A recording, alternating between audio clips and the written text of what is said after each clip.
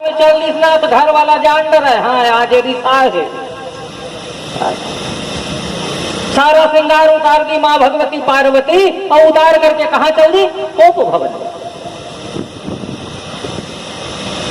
उधर से आ रहे हैं कौन? बाबा। अब बाबा जी आ रहे हैं, देखे कौन यहाँ से जा रहा है? नारद। भूत भावन भोलेनाथ के श्री चरणों में दास का प्रणाम आशीर्वाद। लेकिन देखे ना तो बाबा भी समझ गए अरे नारद जी आया है। नारद जी जब पहुंचे ना तो बनते काम को बिगाड़ दे और बिगड़े काम को बना दे। जाकर के कैलाश में देखा माँ भगवती नहीं दिख रही है। सखियों से पूछा बाबा ने हमारी देवी कहाँ है? पार्वती कहाँ है? बाबा आज तो माँ भगवती ना कोप भवन।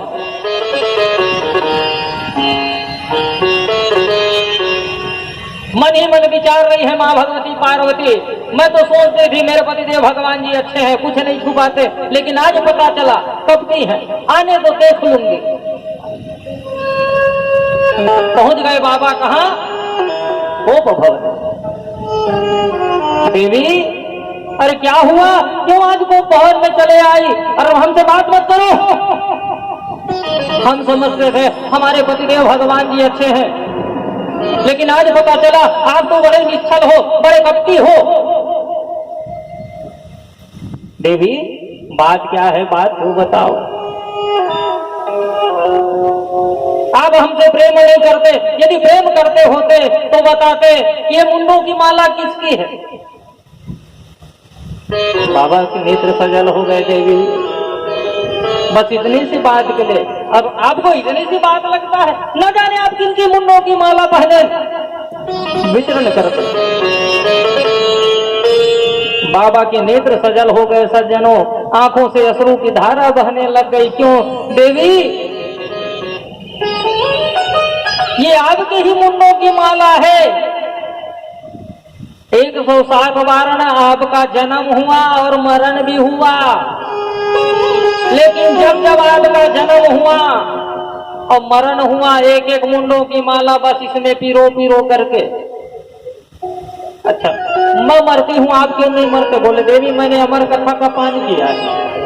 तब तो आप और महान कपटी हो, खुद अमर कथा का पान कर लिया और मेरे को बार बार पुनरअपि जन्म पुनरअपि मरणम, जन्म मरण के चक्कर में छोड़ दिया। हमें भी अमर कथा सुनाओ। अब जब कथा सुनाने की बारी आई,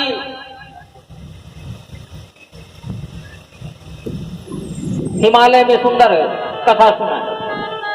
बाबा ने देखा कोई है तो नहीं, लेकिन वहां कोई नहीं। जैसे डमरू बजाए जो भी पशु पक्षी थे ना सब वहां पड़ा है। कौन? वहां वो सुदूर का अंडा। बाबा कथा सुनाने लगे, माँ भगवती पार्वती बैठी है सामने और सुंदर कथा हो रही।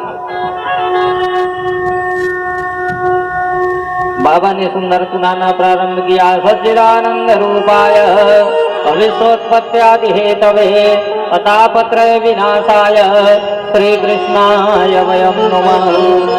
कथा सुनते सुनते, और पहले परंपरा थी जी, कथा होती थी कि एक जन हुकरुआ बैठते थे।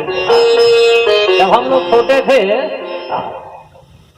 तो कभी कभी याद आता है स्वर्गीय भोलऊराम जी भी हुकरुआ हुआ करते थे। हमारे घर खूब आना जाना। यहाँ के नौधा में, दरचूरा में नौधा हो तो वहां 9 दिन, क्योंकि आज ही ना दरचूरा वाले लोग याद कर रहे थे। हमारे एक हुकरुआ अब क्या बताएं, पता नहीं उनका कौन सा कर्म बिगड़ा रहा होगा, इतना सत्संग आदि करने के बाद भी क्या बताएं। तो माँ बैठी है सामने और बैठ करके सुंदर बाबा कथा सुनाए। मैया ओम ओम कथा सुनते सुनते पहुंच गए कहाँ? 11 स्कंद में। और जैसे 11 स्कंद में पहुंचे तो ज्ञान वैराग्य और त्याग की चर्चा है। सुनते सुनते माँ भगवती पार्वती को ना नींद आ गई। अब विचार करो भैया, शिव जी जैसे कथा सुनाने वाले के सामने माँ भगवती को नींद आ गई तो हम तो उनके चरण की धूल भी नहीं है। हमारी कथा में 2-4 लोग उंघाए, ये तो अच्छा। एक बात और विचार करिएगा, कथा में खूब नींद आती है, आती कि नहीं आती? काहे के लिए आती है? कथा से बाहर रहो तो दुनिया भर का टेंशन रहता है कि नहीं? अब कथा पंडाल में आके बैठ जाओ तो सारी टेंशन सारी चिंता से मुक्त हो गए कि नहीं हुए? इसलिए तो संतों ने कहा है ये कथा राम की जीव के बड़े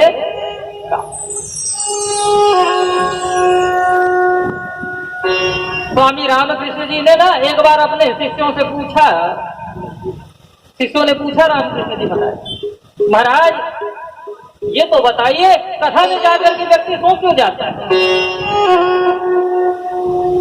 रामकृष्ण परमहंस जी ने सुंदर जवाब दिया, बेटा कथा का पंडाल है क्या? बोले फूलों की सेज और बाह्य जगत कांटों का सेज। कांटे में चलोगे तो पीड़ा होगी कि नहीं होगी, और फूलों में चलोगे तो सुख मिलेगा कि नहीं मिलेगा? बस यही अंतर है। घर में आप जंगल के गड्ढे में भी आराम करो ना तो नींद आने वाली, एसी चलाओ तो भी नींद आने वाली नहीं है। लेकिन कथा पंडाल में जैसे आए आप निश्चिंत हो गए तो नींद तो आएगी।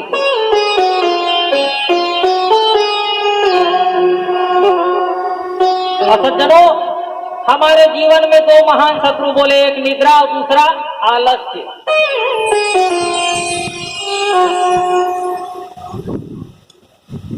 ये 2 महान शत्रु हैं। और यही निद्रा और आलस्य के चलते माँ भगवती पार्वती सुंदर अमर कथा से वंचित हो गई। संतों ने सुंदर कहा, उठ जाग मुसाफिर भोर भई, अब रैन कहाँ तू सोवत है। मुसाफिर भोर भई, अब रैन कहाँ तू